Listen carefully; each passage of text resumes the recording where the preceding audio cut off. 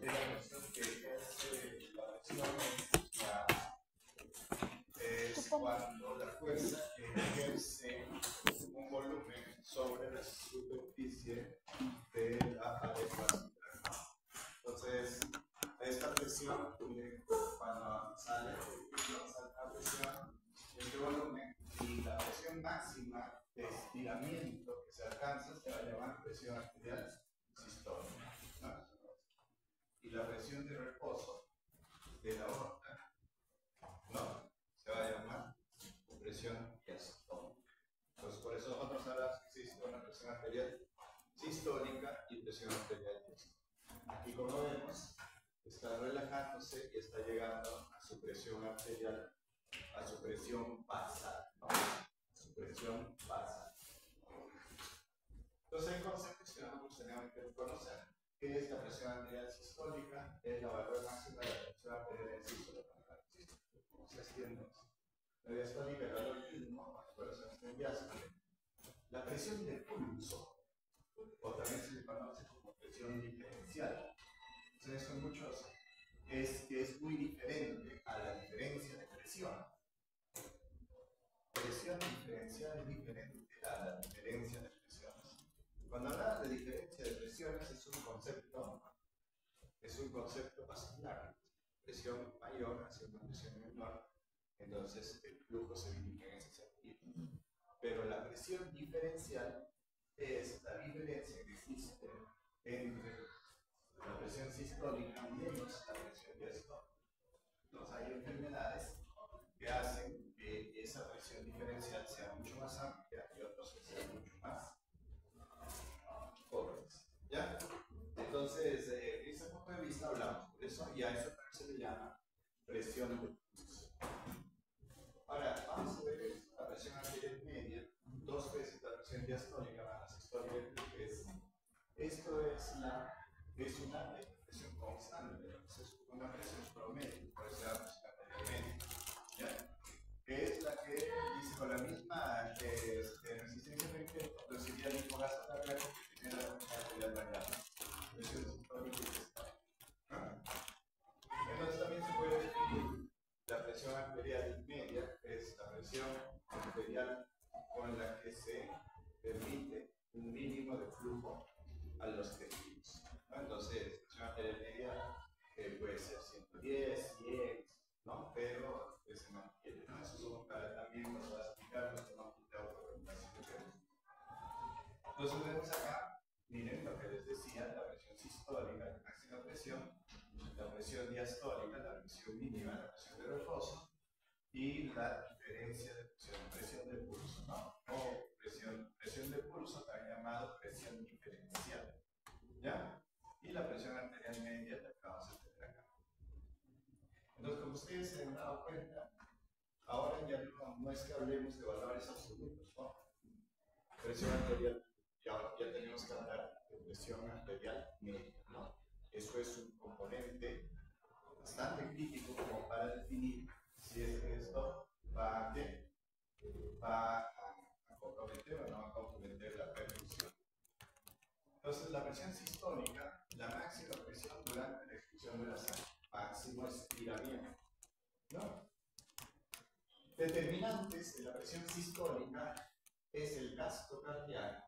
Y dentro del gasto cardíaco, ¿cuál sería la frecuencia cardíaca? El volumen sistólico. El volumen sistólico. A mayor volumen sistólico, mayor distensibilidad, mayor presión. Y el otro es la distensibilidad de la aorta. Entonces, en personas, digamos, jóvenes como ustedes, entonces, ¿qué es lo que va a suceder? La aorta está distensible y permite pues, esa regulación. Pero cada vez que subimos con la edad, esta distensibilidad de la aorta se hace menor. Entonces, por eso, y con la disfunción endotelial se hace mucho mejor. ¿Por qué? Por la presencia de las placas ateromagnéticas. Entonces, esto incluso se puede llegar a clasificar. Entonces, ¿qué va a permitir? Que al salir la sangre, normalmente esto se estira, pero como está lleno de ateromatosis, lleno de placas ateromatosas, calcificaciones, para sufrir es tratar de estirar. Y al tratar de estirar, ¿qué va a aumentar? La presión. Por eso es que la distensibilidad de la aorta también se asocia ¿a qué? A incrementos en la presión arterial. Entonces, ¿cuál sería una de las conclusiones? Los ancianos sufren de hipertensión cis-2. Hipertensión cis-2. Entonces, en el anciano podemos encontrar hipertensión cis-2. Factores, como les dije, volumen de eyección, o sea, el volumen sistólico, la rigidez arterial, que estamos hablando de la distensibilidad aórtica, ¿no? Y otro factor que también podría afectar la resistencia periférica, la presión sistólica, es la resistencia periférica, ¿no? Entonces, a mayor resistencia periférica necesito mayor presión del ventrículo izquierdo para sentir. Entonces, lo que generaría un aumento de la presión sistólica. La rigidez del ventrículo también, ¿no? La rigidez del ventrículo. ¿Ya? Entonces, diríamos a rigidez del ventrículo. Entonces, la presión sistólica, ¿de qué depende? Del volumen de eyección. Entonces, como depende del volumen de eyección, y el volumen de eyección es el volumen sistólico, ¿no? Que es diferente al caso cardíaco. Más volumen expulsado eleva la presión arterial sistólica, ¿no? Más volumen, mayor estiramiento, la rigidez arterial, la referencia con la aumento de la presión arterial. Ahora, necesariamente tengo que estar viejito para tener alteraciones en la sensibilidad de mi aorta. No necesariamente. Puedo tener una vida pues, llena de diabetes, de tensión, de tabaco, todo lo que me va a hacer discusión entre ¿no? Por favor. Estaría muerto. No, el alcohol no. El alcohol no. El alcohol te puede causar cirrosis, pero problemas articulares.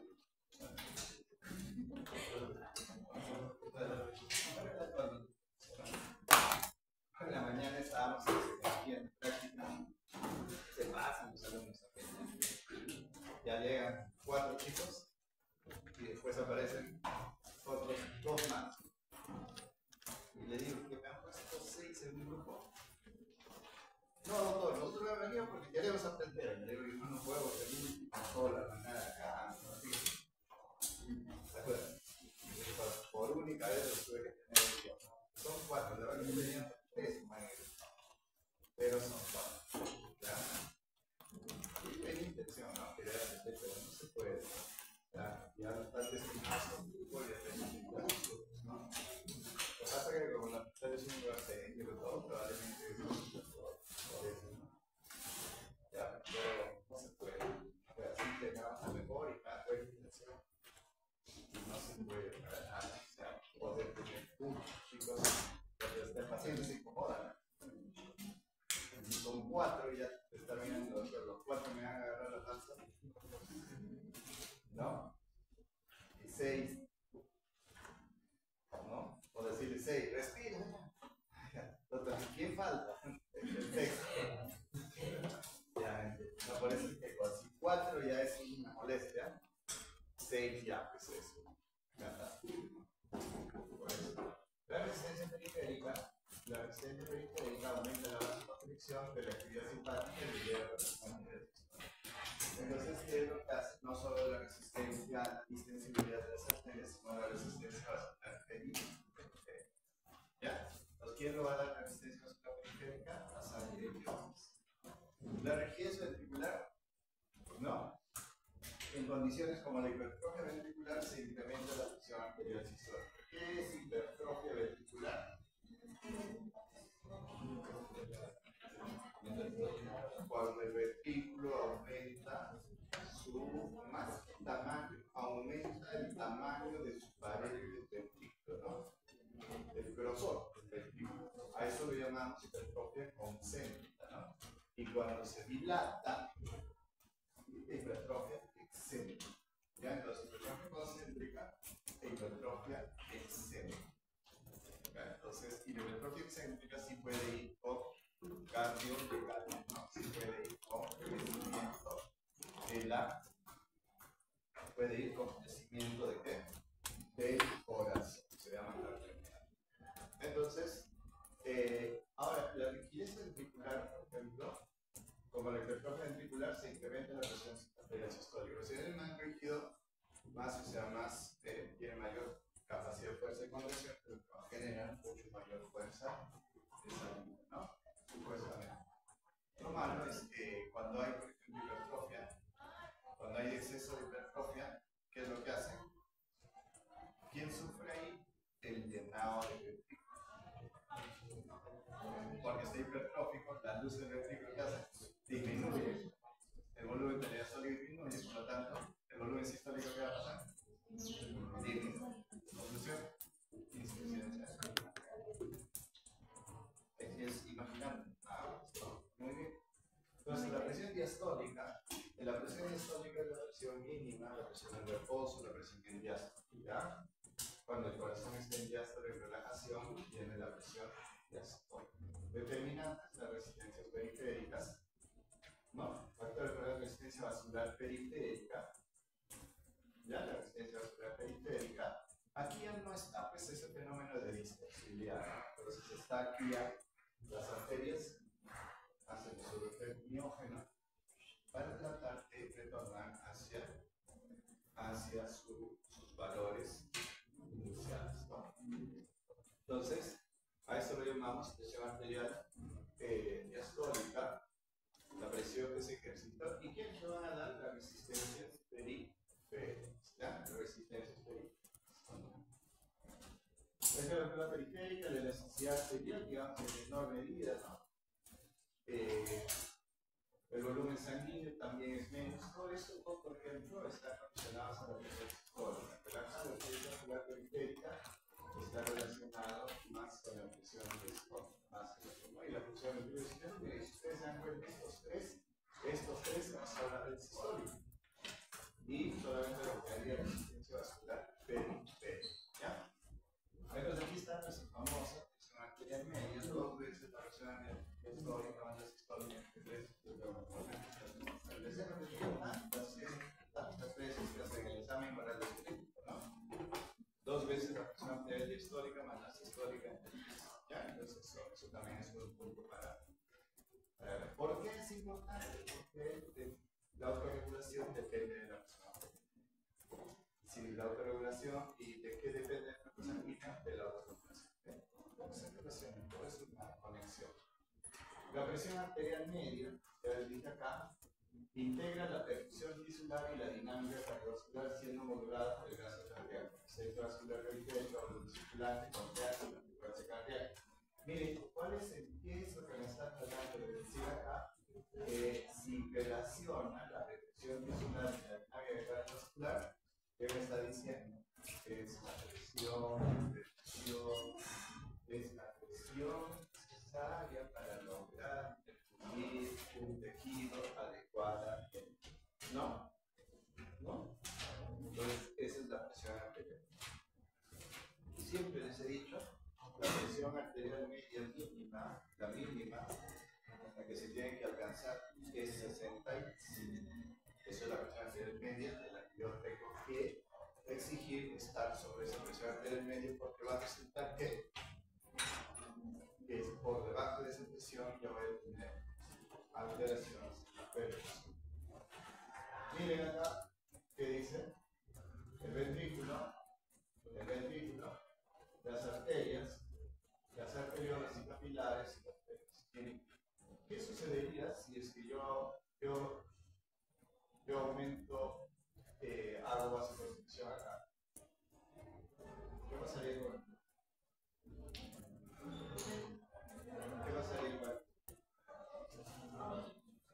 Claro, si hago vasoconstricción acá, y por lo tanto el volumen sistólico aumenta, ¿no? O sea, y la necesidad de aumento de la presión sistólica aumenta. Eso es lo que trataba de decir. Entonces, ¿qué va a suceder si esto lo vasodilar? ¿Qué va a hacer esto? Vale, y va a aumentar el flujo, ¿no? Va a aumentar el flujo, por lo tanto, la presión, entonces la presión está demasiado alta, la vía aferente solamente traslada y el bulbo raquídeo asocia, integra eso que dice. Bueno, pues cuando la presión está baja, el centro integrador incrementa su respuesta simpática. Cuando la presión está alta, el centro integrador inhibe su respuesta simpática. Usted dice, entonces, doctor, ¿y el parasimpático? El parasimpático está así, nada más. Si yo aumento mi respuesta simpática, sobrepaso el parasimpático. Si yo inhibo mi respuesta simpática, ¿qué es lo que va a suceder? El parasimpático sigue funcionando, ¿no? Normal. Pero ¿qué va a suceder en un momento, por ejemplo, en este caso? Se aumentó la presión anteriormente y el simpático se inhibió el simpático. ¿Qué pasa con el parasimpático? No predomina, más no está aumentando. Entonces, al predominar, ¿qué hace con la frecuencia cardíaca? Va a disminuir. Entonces, ¿qué va a pasar con la motilidad del ventrículo? Si el simpático se desodrujo, va a disminuir la contractilidad del ventrículo. ¿Qué va a pasar si el simpático disminuye su actividad? Disminuye su capacidad vasoconstrictora. Por eso. Entonces, esas dos cosas que han pasado, una disminución en el inotropismo y una disminución en la contención dilatación. Ahora, hay bradicardia. ¿Por qué hay bradicardia? Uno, porque el simpático se inhibió. Dos, porque el parasimpático no sube, pero se expresó más, porque le está ganando el simpático que se inhibió. ¿No? Entonces, el parasimpático va a la frecuencia. El simpático al inhibirse, pero se va así. Y al revés, si la presión arterial media está aumentada, ¿qué va a hacer? El centro activador, el centro integrador, ¿qué es lo que va a decir? ¿Quién va a actuar ahí? El simpático, pues. El parasimpático, sí, el simpático está ahí, ¿no? ¿Qué más un poco que baja? El simpático baja la presión, el simpático ¡bum!, se activa. ¿Y qué hace cuando se activa el simpático? Aumenta la frecuencia cardíaca, aumenta la contracción ventricular, aumenta la vasoconstricción, aumenta la secreción de líquido. Pero eso es mecanismo raro. ¿Ya? Y sucede eso. Entonces aquí ahora vamos a ver los varoreceptores y los quimioreceptores. Los varoreceptores, ¿qué es varo? ¿Qué es? Presión. Los receptores, varoreceptores es receptores de la presión. ¿Dónde vamos a encontrar varoreceptores? Vamos a encontrar a nivel de ¿qué? Del callado de la aorta y de la bifurcación carotídea. ¿Cuál es el sitio? Se llama bifurcación carotídea, es el seno carotídeo y vamos a encontrar el cuerpo carotídeo. Pero se dice, pero aquí dice quimioreceptor. El callado de la aorta y la bifurcación de la carótida, el seno carotídeo que está acá, los dos tienen capacidad de ser varoreceptor y quimioreceptor. Pero el callado de la aorta, recuerden eso, el callado de la aorta es más varoreceptor que quimioreceptor. En cambio, el seno carotídeo es más quimioreceptor que varoreceptor. Entonces, ¿los dos, doctor, sensa presión? Sí. Pero uno más que el otro, que es diferente de otro que encontramos. ¿Entienden? ¿Sí? ¿Entendieron eso? Sí. ¿Ya? Entonces, los dos tienen capacidad de quimioreceptora y varoreceptora. ¿Ya? Listo, ya. Aquí estamos. Entonces, las vías aferentes van a salir, pues, justamente de estos centros receptores, ¿no? Y se van a dirigir hacia el centro integrador. Entonces, del callado de la aorta, mira, ¿quién sale? El vago. El vago se va. El vago. Y de la bifurcación del seno carotídeo, ¿quién sale? El nervio del ojo. Pero ahí hay un nombre especial que lo llama el nervio de Green. Y el nervio de Green es una rama de quién? Del gloso linfático. ¿Ya? Son vías aferentes. Vías aferentes. Llevan la información hacia dónde. Aquí lo mismo, miren, ver, el seno carotidio, vías aferentes hacia dónde llega al centro integrador que está en el bulbo raquídeo, y la relación que existe entre el hipotálamo, el cerebro y el centro es una coordinación total, ¿no? Y de ahí, el siguiente, salen este nervio vago y la cadena simpática. Estos dos que son vías eferentes. ¿Ya? Entonces aquí vemos el centro integrador, y el centro integrador tiene un sistema de vasoconstrictor, cambio inhibidor, de vasodilatador. Entonces ustedes se dan cuenta, el seno carotidio, noveno par craneal, largo aórtico, décimo par craneal, y hacia dónde llega, hacia el área cambio inhibidor, cambio estimulador. Y este señorcito, aquí está al lado del plan vivo, y vamos a encontrar el fascículo del glucoso. Entonces, y de aquí van a dar más, ¿no? Pero ¿qué es lo que yo de aquí salen las fibras de simpáticas? Pero ¿cuál es el mensaje del centro integrador? Es esto. El mensaje del centro integrador es lo que les digo, que cuando aumenta la presión, el simpático se inhibe. Cuando disminuye la presión, el simpático se activa. Doctor, entonces cuando baja la presión, el parasimpático se activa. Si el otro es inhibido, no, el parasimpático está en su pasaje, se mantiene. Lo que pasa es que como el otro se inhibe, pues el otro predomina. ¿Ves lo que dice acá? Inhibir la actividad excitatoria y simpática espinal. Estimular la actividad práctica inhibitoria simpática. Todos están con el simpático. Áreas centrales, miren, el centro de regulación cardiovascular se compone de áreas en la sustancia particular del bulbo y la protuberancia. En la región bulbo-protuberancial. En muchos libros ustedes van a encontrar que solamente está en el bulbo, pero recuerden que es un área bulbo-protuberancial, ¿no? Incluye un área presora, cardio-estimulador y vasoconstrictora, y un área depresora, cardio-inhibidor y vasodilatador. Y el área sensorial del fascículo solitario. Todo esto llega hasta donde? Hacia el fascículo solitario. Recibe aferencias del hipotálamo, aquí está, y de la corteza cerebral. Acá, ¿ven? ¿Ven? ¿Ya hacen? Coordina con el hipotálamo y coordina con el cerebro para la respuesta. Te dirán, no, se demora, no, se demora. Esto es un centro muy integrado. Rápido, no quiero la respuesta, no. La respuesta es rápida.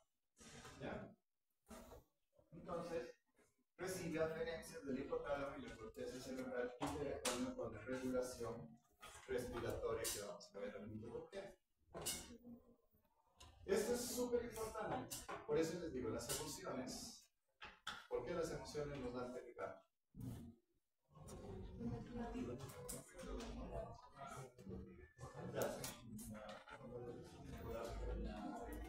Lo importante. De emoción, ¿no?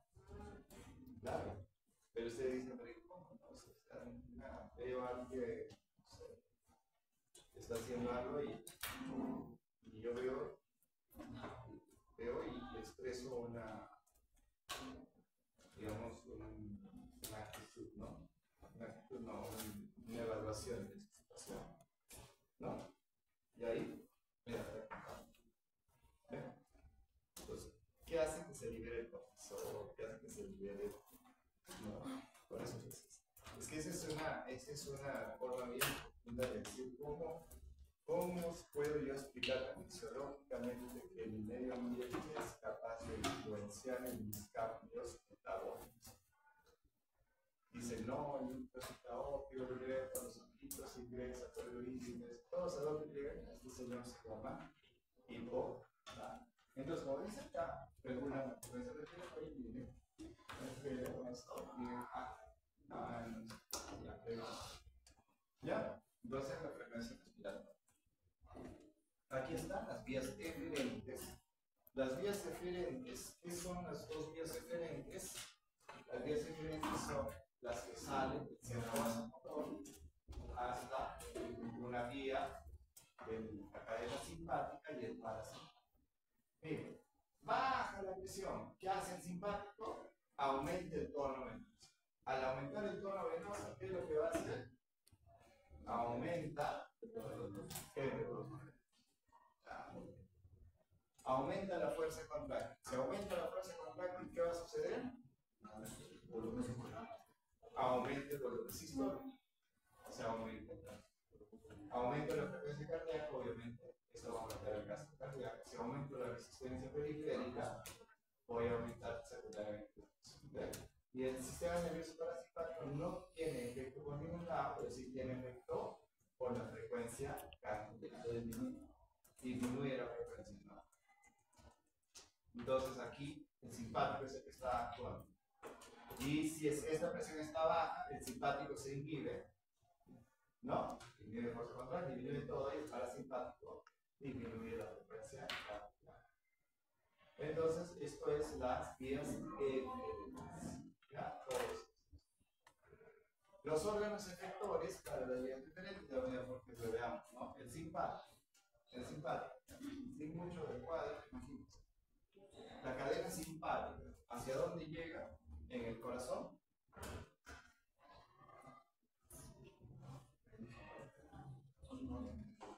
En el nodo sinusal y en el nodo auriculoventricular. La cadena simpática también hacia dónde llega? Hacia los ventrículos. Ya, si se activa la cadena simpática, el órgano efector es en los ventrículos, ¿no? ¿Qué va a hacer? Tiene un efecto cronotrópico positivo y un efecto inotrópico positivo. Después, ¿qué es lo que también hacen los vasos simpáticos? Actúan sobre quién? Actúan sobre los vasos periféricos. Y al actuar sobre los vasos periféricos, ¿qué va a actuar? Sobre las arteriolas. ¿Y qué va a producir? Vasoconstricción, aumentando la resistencia vascular periférica. En consecuencia, se aumenta. Esos son los órganos efectores que hablamos, ¿no? ¿Qué va a pasar en el vaso sanguíneo? ¿Qué va a pasar en el vaso sanguíneo en el músculo? Hay una mina. ¿Y por qué dice respuesta vasoconstrictora simpática y vasodilatadora simpática? Porque se puede vasodilatar la metabólica, puede reducir la restricción, a la redistribución, ¿no? Y el simpático, ¿qué es lo que también le dice a la médula suprarrenal? A la médula suprarrenal le dice, activa el adrenal, ¿no? Receptores de. Y después el parasimpático, ya esto muy poco probable que tenga una respuesta vasodilatadora, pero desinhibe. Más lo que hace el parasimpático, que es disminuir la frecuencia cardíaca. ¿Ya? Entonces, ustedes se han dado cuenta de quién es el actor vivo acá. El simpático. Simpático es el que aumenta, disminuye y es el que juega con nuestras presiones. Entonces, la respuesta es barro reflejas. Después de barro reflejas, por ejemplo, si aumenta la presión arterial, disminuye la resistencia periférica. No. Claro, si aumenta la presión para compensar la resistencia periférica, la capacitancia venosa aumenta. La frecuencia cardíaca, ¿cómo aumentar? Si es que se está inhibiendo el simpático. No, se disminuye. La contractibilidad aumenta o disminuye. ¿Por qué? Porque el simpático se ha inhibido. En cambio, si la presión arterial disminuye, la resistencia periférica aumenta, la capacitancia venosa disminuye. Miren, la frecuencia cardíaca también aumenta, ¿no? Y la contractilidad, ¿para qué? Para tratar de retornar a la presión arterial, ¿no? Entonces, pero estos son, digamos, regulación de la presión arterial a corto plazo, a corto plazo, ¿ya? Entonces, si seguimos sacar respuesta de los varoreceptores, mira, los varoreceptores actúan a mayor presión, mayor respuesta del varoreceptor. Entonces, ¿qué significa? Si yo tengo la presión arterial media 80 hasta 125, miren una expresión logarítmica. O sea, ¿qué es lo que está diciendo? Que a mayor presión arterial media, el varoreceptor reacciona. ¿Pero reacciona estimulando o reacciona inhibiendo? Inhibiendo a la actividad de simpático, ¿no? A mayor presión, menor expresión del simpático. Entonces acá lo mismo, ¿no? Lo que estaba viendo, aumento del tono, la actividad simpática es lo mismo. Ahora vamos a ver los quimioreceptores. Los quimioreceptores, así como hay varoreceptores, hay quimioreceptores. ¿Y dónde me dije que están más los quimioreceptores? En el cuerpo, ¿no? En la bifurcación, en el seno. Y ahí vamos a encontrar a mayor medida los quimioreceptores, que en el cuerpo también vamos a encontrar mientras ya, pero son menos. Este es más varoreceptor que quimioreceptor, este es más quimioreceptor que varoreceptor. Entonces, miren, aquí está la respuesta. El aumento de la hipoxia. Recuerden que decíamos que se regula el hipotálamo cerebro con respuesta respiratoria. La hipoxia aumenta la actividad simpática y va a aumentar la frecuencia cardíaca aumentando la presión arterial. ¿Saben dónde hemos visto eso? Frecuente cuando trabajamos con pacientes con COVID.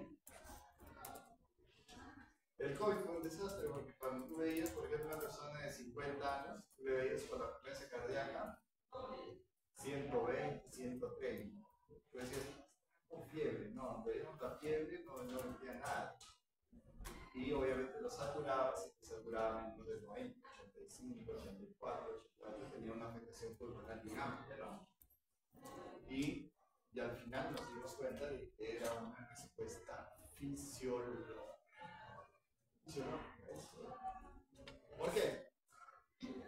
Porque así como el centro integrador, ¿ustedes creen que el centro integrador y el centro regulador de la respiración en el bulbo no, yo tengo un espacio, no, yo lo otro, no voy a tocar, no, también interactúan.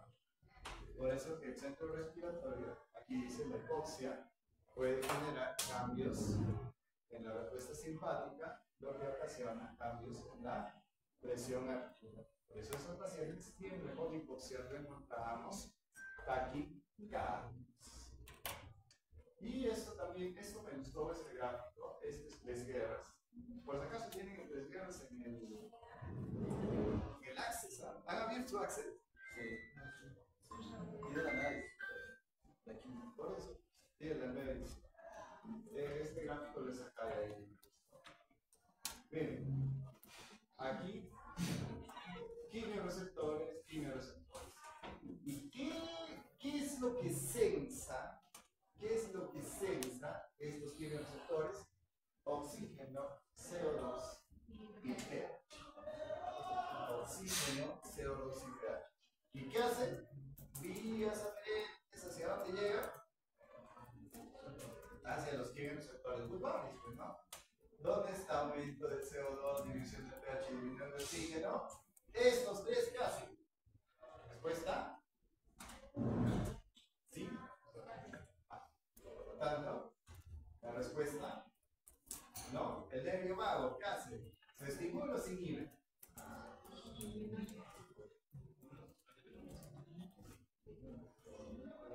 No, dice acá, se inhibe, ¿no? Pero ya les digo, o sea, el parasimpático se queda así. No llego, pues, no, tampoco me voy de nada, ¿no? No reacciono, o sea, reacciono, pero lo justo, ¿no? Pero, ¿qué pasa con el simpático? Como va a aumentar, pues, va a aumentar, porque yo les estoy diciendo, tengo poco CO2, tengo pH y tengo disminución del oxígeno, siempre voy a responder con ¿qué? con aumento de la frecuencia, con vasoconstricción y todo, ¿ven? Entonces, por ejemplo, el día de hoy, por ejemplo, teníamos una señora que lo vimos ahí en el hospital, y una señora que se pone el pulso así, está saturando 87, y su frecuencia cardíaca 80. ¿Es agudo o es crónico?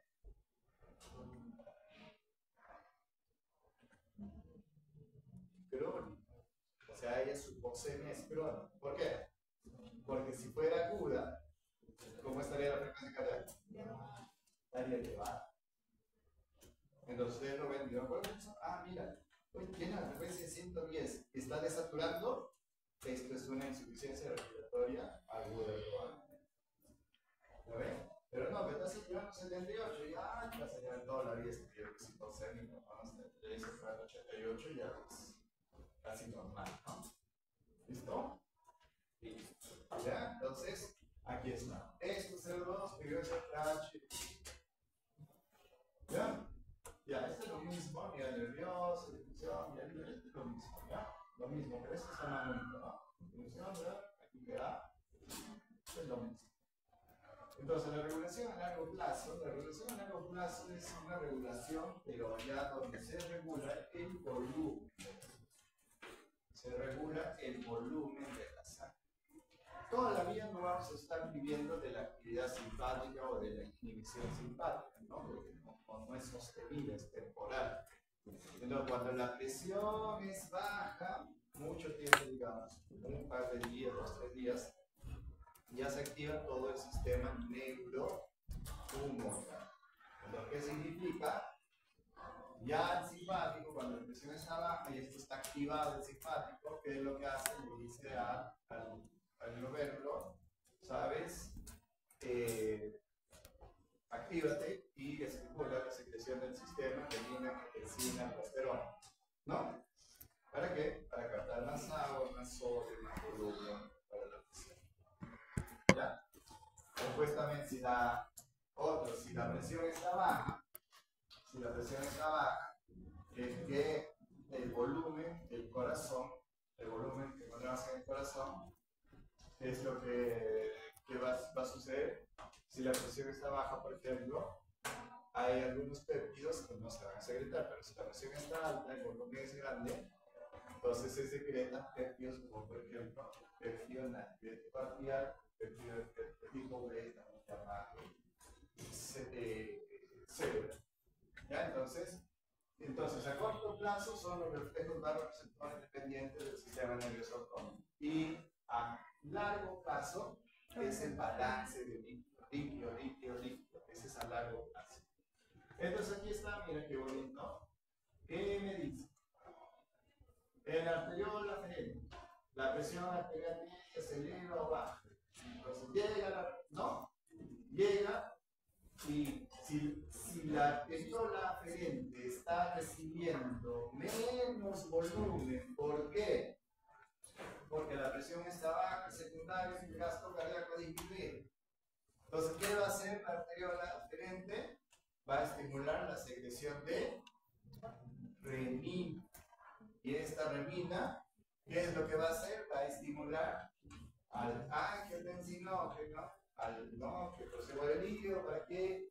Para que se forme renina y forme angiotensina 1, que finalmente forma angiotensina 2. ¿Qué hemos dicho esta angiotensina 2? ¿Qué es lo que hace? Estimula aquí la formación de aldosterona, pero también estimula ¿a quién? A la vasopresina, también estimula la sed y también esta angiotensina 2 estimula sus receptores AT1, ¿para qué? Para producir vasoconstricción. Entonces miren, la angiotensina 2 también se ve. ¿Y qué hace la aldosterona? Como aquí el flujo ha disminuido, entonces ¿qué dice el cuerpo? Tengo poquito agua, no, poco volumen, pues está llegando al riñón. Entonces ¿qué hace? Secreta aldosterona. ¿Ya? ¿Han llevado un año? No. ¿Ya?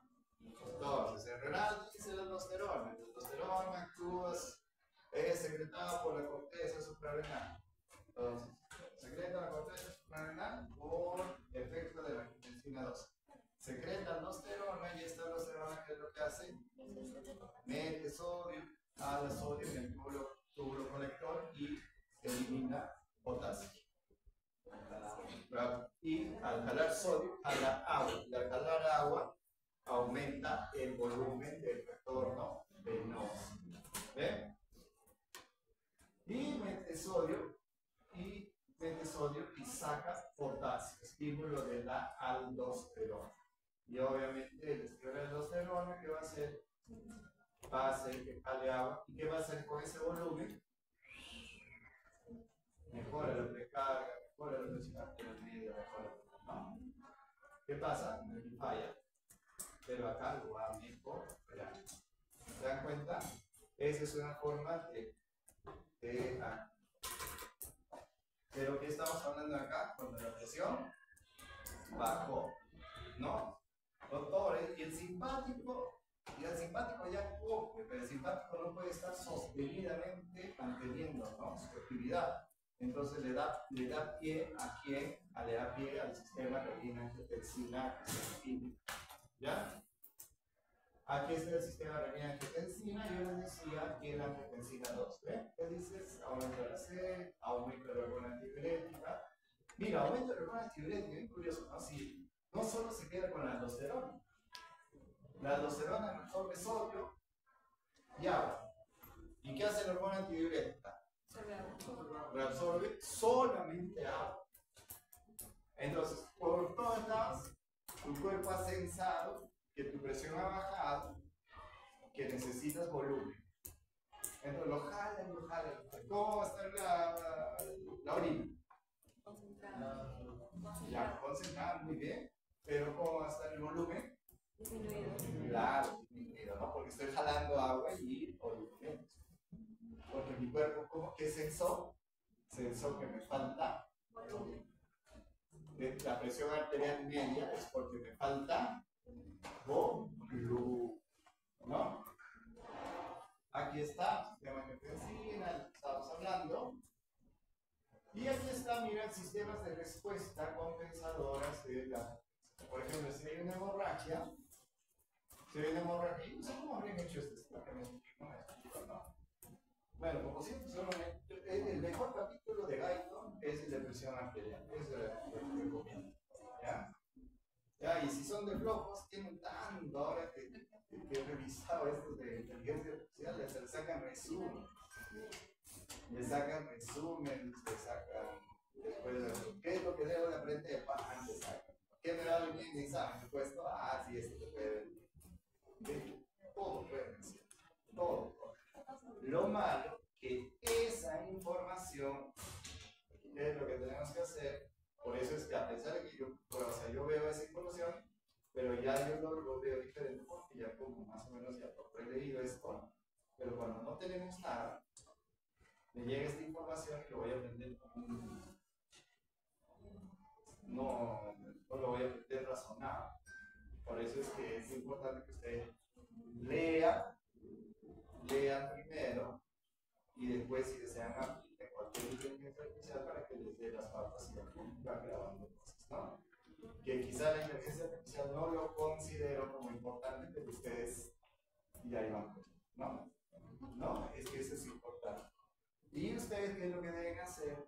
Es hacer, para estudiar, si les he comentado, ¿no? ¿Cómo se estudia? La forma más fácil es 4 de la mañana. No, 4 de la mañana ya es eso. Otro. ¿Qué de hoy es? Otro. Dormir temprano también. Repetición espaciada, muy buena. Y otra, ¿saben cuál es? Agarren un capítulo del libro. Aquí agarren el capítulo, por ejemplo, de presión arterial. No lean, hagan sus esquemas mentales, todo, ¿no? Y al final, cierren el libro. Cierren el libro, agarren un papel y comiencen a organizar sus ideas. Si logran organizar sus ideas después de haber leído, es que ha sido productivo. pero si no se acuerda nada, ya, pues no, ya he pecado 1 hora perdido, ¿no? ¿Me entienden? ¿No? O sea, ustedes tienen incluso las diapos. A ver, terminé mis diapos, a ver, ¿qué me acuerdo? De esto, voy razonando, ¿no? De acuerdo a mi esquema de aprendizaje, ¿no? Porque todos tenemos esquemas diferentes de aprendizaje. Ahora, lo que nos en el colegio, el esquema memorístico, se me vuelve que no nos sirve para nada. Me muero, no sé, en el examen así, me ponen y tal, ¿no? ¿No? En primer año sí sirve, ¿no? En primer año le preguntan, así, ¿no? ¿No? Pero en segundo año no.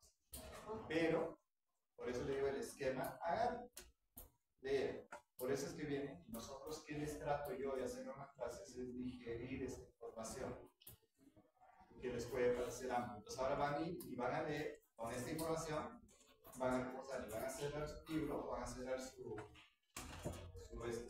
diapositivas y comiencen a hacer esquemas mentales, ¿no? Si no quieres esquemas mentales, con un papel. Si te resulta y te haces tu esquema mental, tu lectura ha sido productiva. Pero si tú no puedes hacer un esquema mental ahí, nada, no, ya ahí vas a maldecir ahí. Claro, obviamente, ¿qué hacen ustedes? Mira, ¿de qué estaba hablando? Su compañero le dice, así pues, ¿no? Por ejemplo, a su compañero le dice, nos das un esquema mental de lo que hemos aprendido, ¿qué va a pasar? Nada, y le aseguro que ahorita le ponemos un esquema mental y decimos, eso va a ser, nada, rápidamente, no importa, sí. ¿Qué es eso? Pues, eso pasa. Por eso es que el esquema mental que ustedes de esta clase, mi esquema mental, ya más o menos voy a hacer, lo leo. ¿Ya? Porque al final, lo bueno es que no molesten, tienen su celular, no hay problema. Pero hagan eso, y les va a ir bien. Esa es una forma de inteligencia. Y después la repetición especial que hizo compañero, ¿no? Dejas un tiempo, vuelves a leer. Y vuelves a leer, a repasar, y cada vez repasas con más habilidad los puntos que quieres. Por ejemplo, cuando yo repaso esto, ya no estoy repasando todo, ¿no? Me repaso los puntos que más quiero que ustedes esto, o reviso alguna nueva información que les pueda decir a ustedes, ¿no? Un libro o algo nuevo que llegue a la cabeza, ¿no? Y también he revisado, visto esos y también esos esquemas mentales, eso también en la computadora encontraba ahí un esquema para allí, lo veo, lo reviso, un montón de información que lo descarto y les traigo lo que más o menos me puede esto, ¿no? Pero eso ya es un punto cuando ustedes saben, chicos, pero cuando no sabes, o sea, cuando recién estamos aprendiendo, tenemos que seguir el camino correcto. Para salir, todo, ¿no?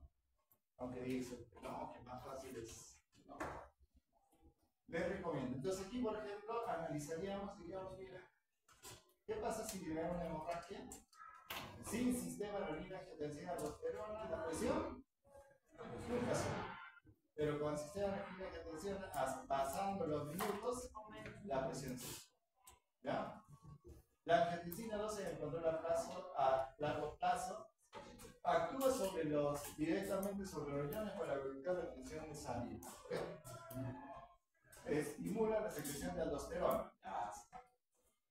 Y a la vez la aldosterona aumenta. Los que la angiotensina 2 también estimula la secreción de vasopresina. Es decir, siempre que si tú tienes sangre candida, es decir, la angiotensina 2 se establece todo lo que cambia el control líquido renal controla la presión arterial a largo plazo para alcanzar una presión arterial más alta del normal. Entonces, ¿qué significa? Que así como es bueno el exceso de hipertensión de la angiotensina 2 resulta malo, ¿no?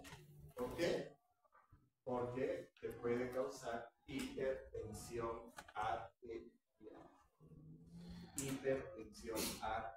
A propósito, a la entrada le voy a dar 4 temas para que pongan, ¿ya? Uno de ellos es patología de la hipertensión arterial.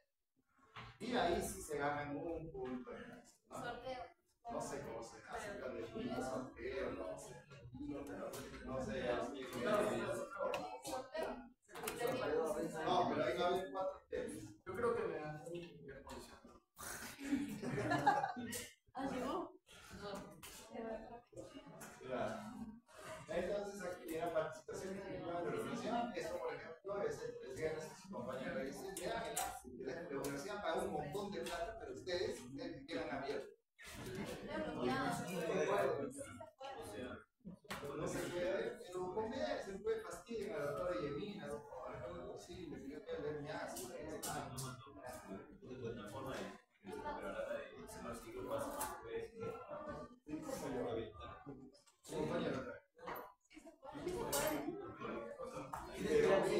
enfoques en enlaces está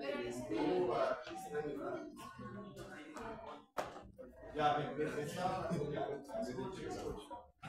presión arterial, mira, ¿qué es lo que hace? La presión arterial, la expresión participa en la presión renal de agua y electrolitos. Esto, aldosterona, todo eso que hace que aumente el volumen extracelular, ¿no? Y que esta metabolitos, y ¿qué es lo que va a suceder? El volumen sanguíneo aumenta, aumentando la presión de llenado circulatorio, aumentando el retorno venoso y aumentando el gasto cardíaco. Pero a su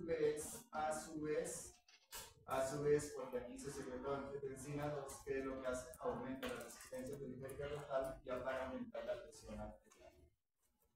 Regulación a largo plazo, ya les dije cuál es, volumen. Entonces, miren, este experimento. ¿Qué sucede cuando yo le paso cloruro de sodio, por ejemplo, en este caso, ¿no? Le pasa durante 60 minutos, le infundían líquido. ¿Qué va a pasar con su gasto cardíaco? Aquí está, el gasto cardíaco aumentó. ¿Qué va a pasar con su diuresis? Claro, si aumentas el gasto cardíaco, aumentas la perfusión renal, por lo tanto va a haber mayor diuresis. ¿Qué significa? Una señal de fracaso hemodinámico, es que la diuresis disminuye. Ya, esa es una señal de que has fracasado, la presión arterial, la hipotensión te ganó. Eso es la diuresis disminuye. Por eso aquí ven, le doy volumen, me aumenta el gasto, me aumenta la diuresis. Ahora, ¿qué sucede cuando la presión arterial también aumenta? Cuando la presión arterial aumenta, ¿qué va a suceder? Se van a estimular hormonas de la aurícula y la aurícula. La hormona de la aurícula es el péptido natriurético atrial, si se llama, péptido natriurético atrial. Y la del ventrículo se llama péptido natriurético tipo B, pero no sé por qué se llama péptido natriurético cerebral. No es que el cerebro lo produce, sino así se llama péptido natriurético cerebral. Entonces, cuando hay exceso de volumen, ¿por qué? Por exceso de la presión arterial, esto lo sensa, ¿y qué es lo que hace? Incrementa su excreción. Entonces, ¿qué va a producir? Si es un péptido natriurético, va a producir natriuresis. Y esto es lo que dice, ¿no? Hay una respuesta natriurética. Orino más porque elimino sodio. Y por eso se llama natriuresis por presión. Entonces, en el examen oral le preguntaría, ¿la natriuresis por presión lo asocias a hipotensión o a hipertensión? ¿Cuál es la respuesta? Hipertensión arterial. No, natriuresis. Porque ¿qué sería si en hipotensión hago más natriuresis? Baja la presión más, ¿no? Dice, la curva de eliminación de orina, a mayor presión arterial, mayor volumen de diuresis. ¿No? Entonces, por eso, si la presión arterial media está en 100, el volumen de diuresis es como 1, y es como aumentando, ¿eh? A mayor presión arterial. Entonces, lo contrario es que cuando yo esté hipotenso, ¿qué es lo que va a suceder? Mi volumen menos la diuresis disminuye. Entonces, este punto de equilibrio, esto, digamos, es una condición en que la presión, por ejemplo, la presión arterial media es como 1, ¿no? ¿Qué sucede si la presión arterial aumenta? ¿Qué es lo que hace? Ahí aumenta la presión y aumenta la diuresis, expulsión renal de agua y sal. Entonces, ¿qué es lo que sucede? Cambian las cosas hasta ver, ¿no? Aquí está K1 y cuando está la presión arterial en 130,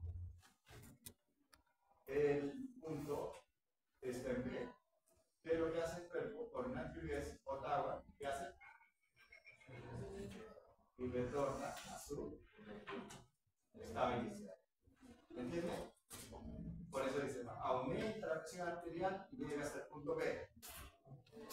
Entonces, ¿qué hace? Después de la reacción renal, sale agua y retorna hacia el mar. Eso es lo normal que debería de suceder.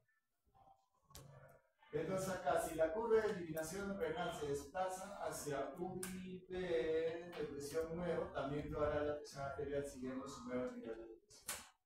Entonces, esto cuando la presión está elevada, y si la curva de eliminación renal se desplaza hacia un nivel de presión, si la curva se desplaza hacia un nivel de presión, o sea, se puede también, y esto, ¿por qué va a suceder? ¿Por qué va a suceder? Porque cuando se incrementa el nivel de presión arterial, está sostenido, ¿qué es lo normal? Que vaya mayor diuresis, ¿no? Estás orinando más. ¿Pero cuál es el sistema de regulación? O sea, en el tiempo, cuando la elevación de la presión arterial se hace constante, va a llegar un punto en que se va a equilibrar. ¿Entienden? ¿No? Va a ser como un... Pero ¿qué va a suceder? Dice, el nivel de ingestión ha aumentado 4 veces y el punto de equilibrio se ha desplazado. ¿Qué va a suceder? ¿Qué va a suceder si yo aumento mi cantidad de ingesta de sal? ¿Natriuresis? No, yo aumento mi ingesta de sal. ¿Qué va a pasar? A aumentar la presión arterial. Y va a llegar nuevamente a un punto de presión elevada con mayor natriuresis. ¿Qué va a suceder después? Pero, ¿qué sucede en el hipertenso crónico? En el hipertenso crónico puede llegar, pues, que al llegar a este punto de equilibrio, llegar a este punto de equilibrio, ¿no? Entonces, siempre la elevación de la presión arterial se asocia a natriuresis. Por eso se llama natriuresis por presión. Determinantes, lo que estamos hablando, el grado de procesamiento de la curva y el nivel de ingestión de agua. Es por eso que al paciente hipertenso